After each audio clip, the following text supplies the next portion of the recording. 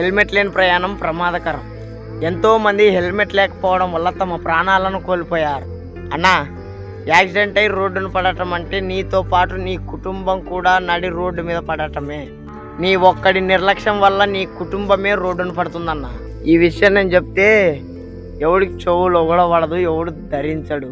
కానీ ఇదే విషయం గవర్నమెంట్ చెప్తే ప్రతి ఒక్కడు వింటాడు.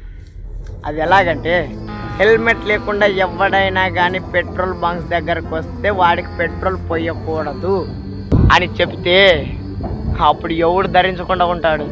ప్రతి ఒక్కడు హెల్మెట్ ధరిస్తాడు. బెంగళూరులో లైసెన్స్ లేకపోయినా అంతగా పట్టించుకుంటారో లేదో కానీ హెల్మెట్ లేకపోతే మాత్రం గుద్ద పగల కొడతారు. ప్రతి ఒక్కడు హెల్మెట్ ధరించాల్సిందే.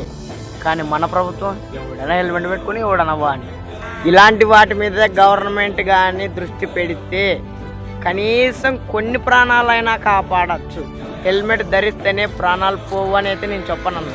కనీసం కొంతమంది ప్రాణాలైనా కాపాడచ్చు అనేది నా ఉద్దేశం అన్న. మన ఎచ్చులు బిల్డప్ల కోసం హెల్మెట్ లేకుండా బైక్ను బర్ర పోతూ ఉంటాం. వెనకే లారీ ఓడొస్తాడు, నెత్తిని దిమ్ముతాడు. గప్ప ఎచ్చులు బాయే, బిల్డప్లు బాయే. అదే హెల్మెట్ ఉంటే కనీసం మన ప్రాణాలైనా కాపాడుకుంటాం. ప్రాణం ఎంతో విలువైనదన్న. నిన్ను నమ్ముకొని నీ కుటుంబం ఎంతో ఆశగా నీ కోసం ఎదురు చూస్తూ ఉంటుంది. అలాంటి నీ కుటుంబానికి నిరాశలు మిగిల్చకూడదు.